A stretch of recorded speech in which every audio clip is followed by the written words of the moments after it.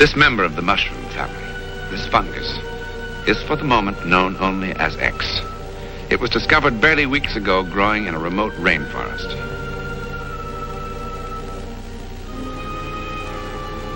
Science has not yet given it a name, for science knows scarcely anything about it. But it is felt that X might have one remarkable quality, that it stimulates extrasensory perception, enabling the mind to become telepathic and clairvoyant.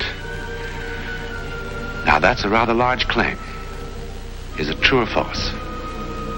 The answer to that question took us on a unique and distant journey.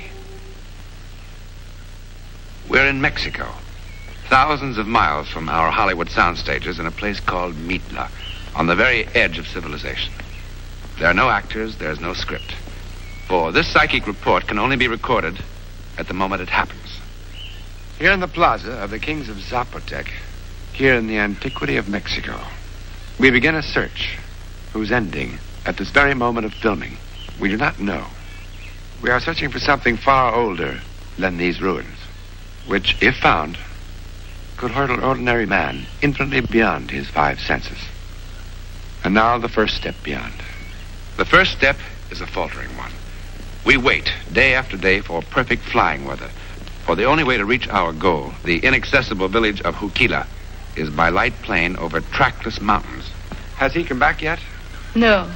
Well, keep your fingers crossed. This lovely hacienda at the foot of the Dombac Mountains has been here a little longer than we have, but not much. From here, weather permitting, our chartered plane will fly us to a remote mountain village to look for, of all things, a mushroom. But a very strange mushroom indeed, with powers beyond belief. And here are the mushroom hunters, as improbable a group as you will find anywhere. For instance, this is Dr. Barbara Brown, brilliant neuropharmacologist of the University of California at Los Angeles. With her is David Gray, one of the last kahunas of Hawaii, a spiritual leader whose line goes back 900 years, and whose quest for knowledge beyond the world of materialism has led him everywhere in the world. And now here, and here, with friend, is Jeffrey Smith, a distinguished professor of philosophy and humanities at Stanford University. And now, and mighty important, is our translator, William Upson, a missionary who has lived among the people of our remote village for the last 9 years, and the only man in the world who speaks their language. The pilot says he'll be ready soon, John. And last, our forever optimistic, Dr. Andrei Puharish, who wrote the astounding book, The Sacred Mushroom. Dr. Puharish's book brought us here in the first place, and in it, he explains how the mushroom seems to have an incredible effect on the power of extrasensory perception. Incredible is the word. We're here for some very specific purposes. We want to know why these people here in Mexico have kept this right so secret for so many centuries. But I would say that our prime mission is to explore and examine the biochemicals present in these new mushrooms and find out if they can be of any benefit in this problem of mental disease. What Dr. Puharish hasn't told you, it is not all as simple as it sounds. The last time he was here, looking for the mushroom, a man was shot. And shot at. And another man was driven out of his mind. For a while. El piloto dice que ya. In English, dice que ya means the pilot said, now.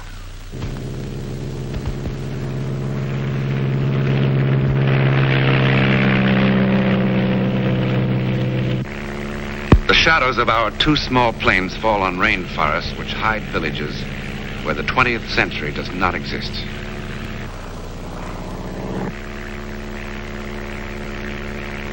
And that's the landing strip, chopped by hand out of a mountainside. Missionaries can bring the word of God to this lost world. As we approach, the pilot warns us to grab hold of something and hang on. A sudden gust of wind could smash us against the mountain or plunge us into the abyss below.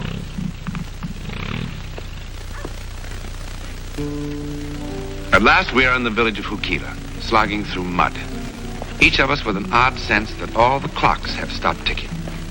We've brought television cameras to people who've never even heard of radio, who've never seen a telephone, an electric light, who've never heard of aspirin, let alone penicillin. But perhaps the sacred mushroom has given them a psychic insight far beyond our deepest explorations. It breaks up to go about its various investigations. Dr. Brown and a missionary nurse named Dean Duggan go looking for the mushroom, guarded by armed soldiers because in the past months, shots have been fired, machetes have been flashed, and mushroom hunters who came before us have been murdered. Dr. Puharish and missionary Upson begin searching the town for a brujo, a priest of the mushroom cult. But everywhere they go, an iron curtain of silence comes clanging down. Amid much shaking of the head and wagging of the finger, everyone emphatically denies the existence of a mushroom cult. And it is made very clear that if this is why we have come to Hukila, we are not welcome. Our search seems hopeless until Dr. Puharish gets an idea that might help us push open an ancient door.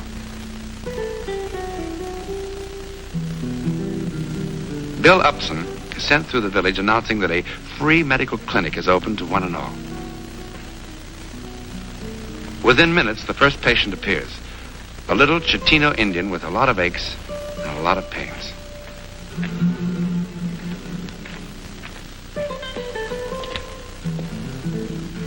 And then they come in droves. All of them humble. All of them hopeful. All of them grateful.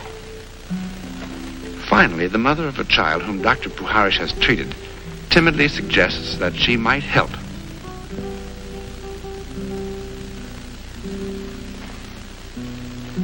Kindness and a bottle of vitamins have worked a magic of their own. Sometime tonight, we will have a visitor. Thanks to the help of the sick child's mother, secret arrangements are made, and we are guided to this hidden place to wait. But it is almost midnight before the brujo appears. He has practiced the secret and all but forbidden rites of the sacred mushroom for decades. Rites passed on from father to son for perhaps 4,000 years. But of course, he has never performed before such an audience or a camera. Our scientists have prepared test questions to evaluate the brujo's extrasensory perception. But he insists on one condition. To achieve spiritual union, they also must eat the mushroom. However, in the interest of detached scientific observation, he agrees that Dr. Brown does not have to take the mushroom. The rites begin. A strangely aromatic root is burned. Inhaled. The brujo murmurs incantations in Chitina, a language unknown anywhere else on this earth. As our group waits for the mushroom to take effect, Bill Upson questions the brujo. Because of the circumstances, the sound is, of course, far from perfect.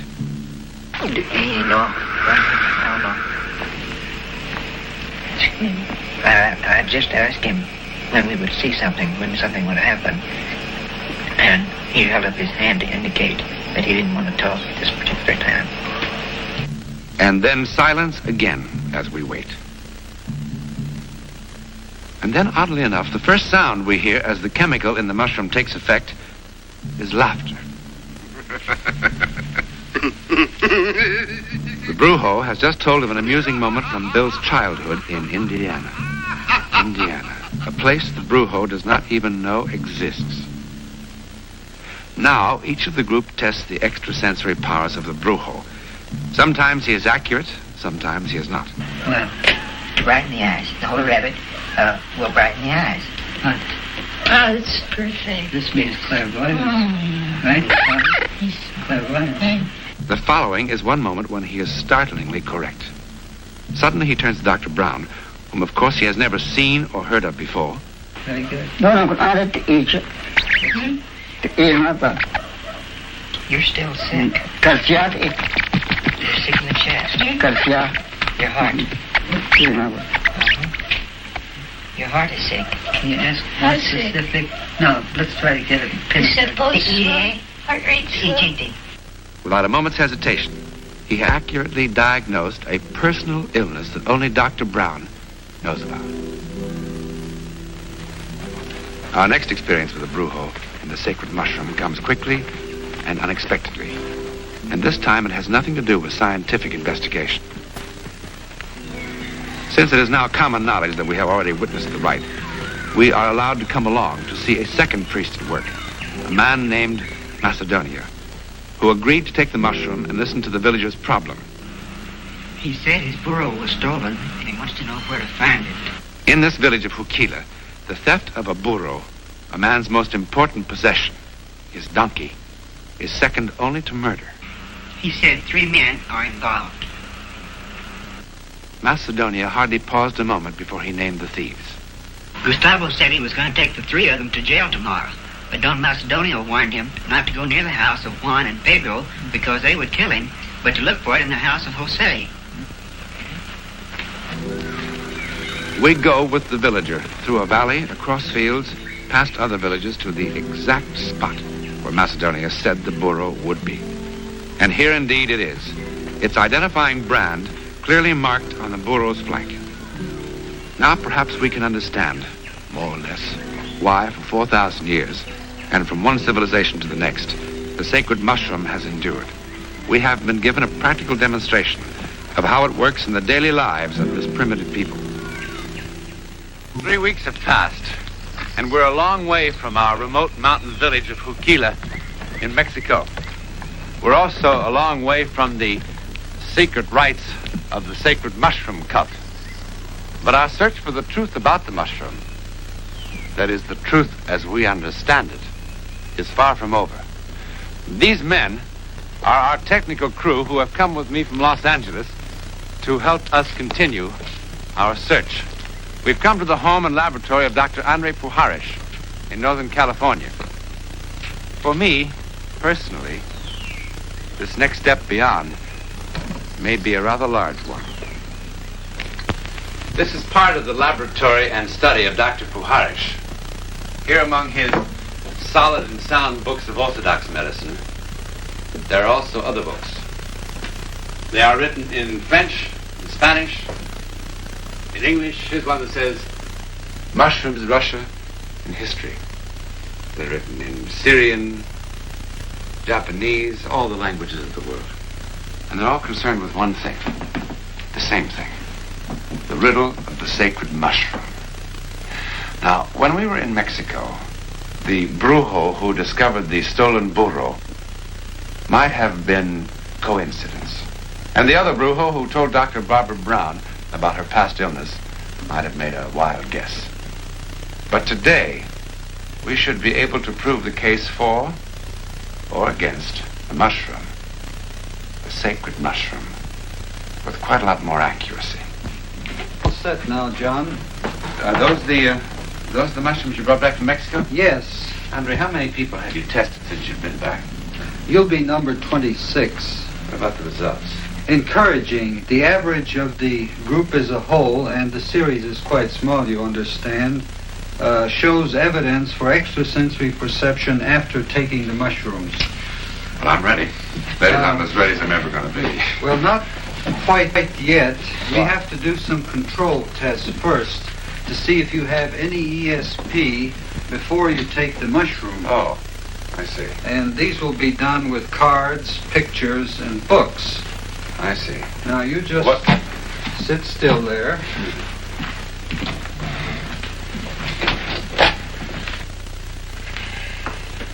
Who knows, I might turn out to be a great big psychic without anybody's help from anything, huh? Mushrooms? Where are you? I'll be with you. Ooh, excuse me.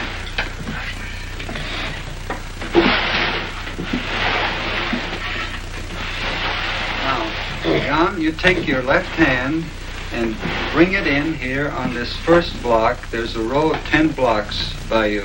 You bring your right hand over, and you scan this far row, and you remain sensitive to any impressions, and when you think you're over the card that matches the one your left hand is on, you pick it up and move it opposite that card. I see.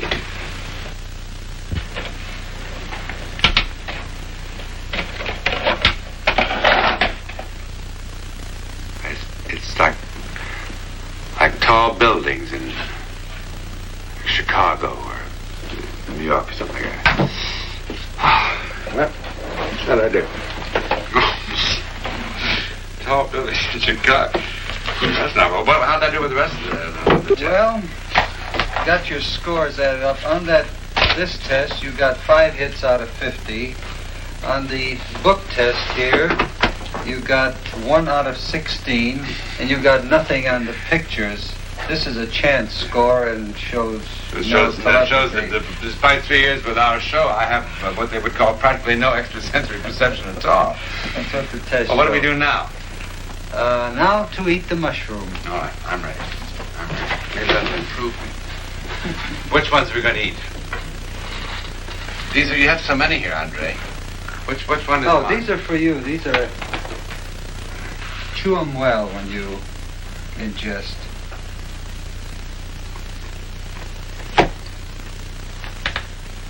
Not bad, are they? Tastes just like mushrooms. And one more for you. Oh, dry. All right. What now? Now we'll lie you down on the bed. What for? We'll do some physical testing before the effects of the mushroom take hold. Like what? Like what effects? You'll find out. Well, it's been about 20 minutes since you had the mushroom, John. How do you feel? Fine. I feel strong. Sort of, it's kind of hard to... strong, a sense of... kind of sense of well-being. Is that... Yes, some people feel that way. Let's try something. I want you to stand right up here in front of this light. Yeah. Yes, close your eyes and tell me what you see.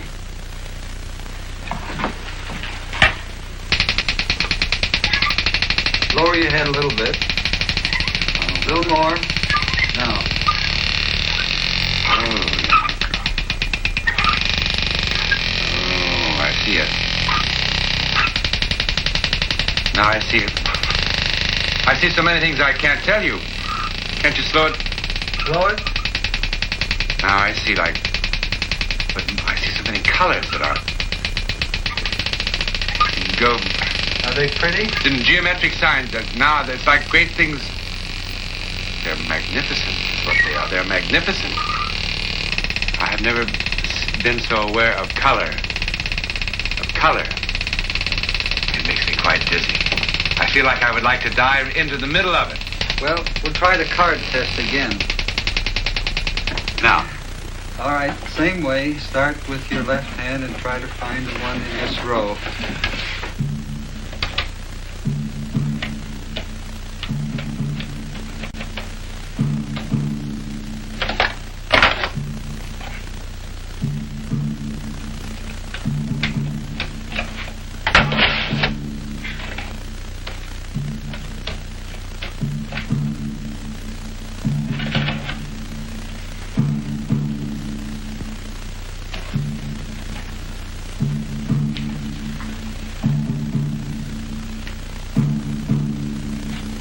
Distinct impression of like the dunes of a desert or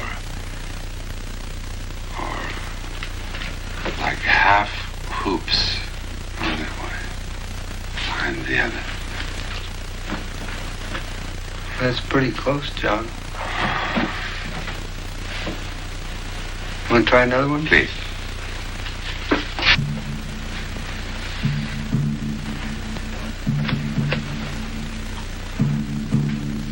It has a great deal of... It has something a power, like noise. I don't know how to translate that into a picture. It seems to have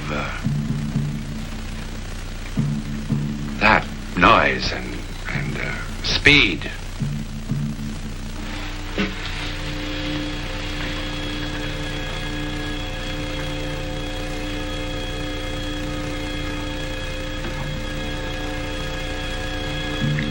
It's like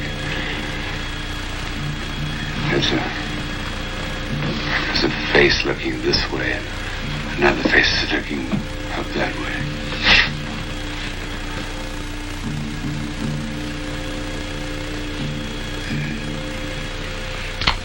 That's pretty good. Would you like to take a look and see what it's like?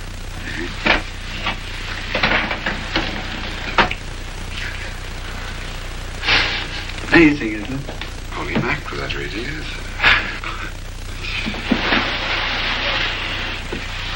Andre, before you tell me anything about the score, let me tell you something. That I did feel something sort of profound. When touching the pictures, touching the cards, I felt something. I don't know how I did, but the sensation. Well, John, I can tell you it wasn't a delusion on your part because your card scores were 12 hits out of 50, which are significant for ESP. You got 3 out of 16 of the page numbers on the book. And, of course, most intriguing of all was your work with the pictures. You got 6 adequate descriptions out of 8 pictures. It's a marvelous sensation. You know, Andre, I think I understand a little why for so many centuries they have called this mushroom sacred.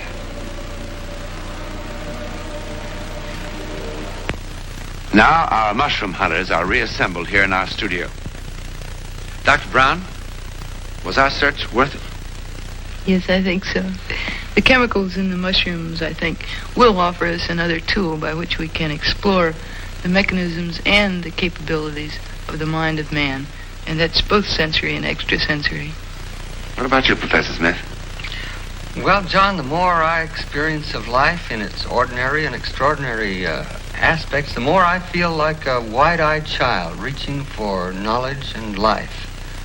As for the mushroom, it took me out into worlds I didn't believe existed, far beyond ordinary perception. And yet, even today, they're as real and as important to my everyday life as anything I've experienced. Dr. Puharish? During our stay in Hukila, I witnessed quite a number of cases of extrasensory perception by the brujos, some of which we could not film, as you know, John. These, in addition to the ones we did film, and the work which we have done since our return, convinces me that the mushroom contains a chemical which is most promising for the further investigation of extrasensory perception.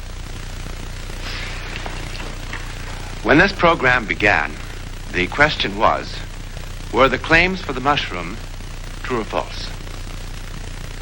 Well, for those of us who made the journey, the answer is true.